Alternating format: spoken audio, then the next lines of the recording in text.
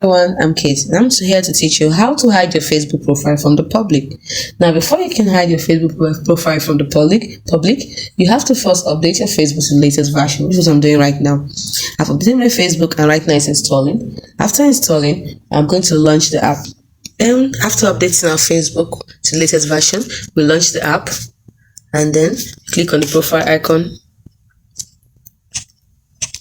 Good. Then go click on the three dots in front of.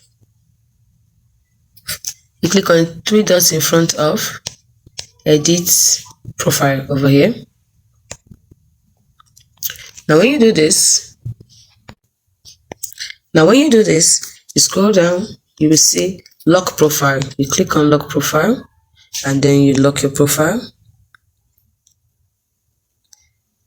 You've locked the profile. Only your friends can see the photos, posts, and stories on your profile. Click on OK, and that's it.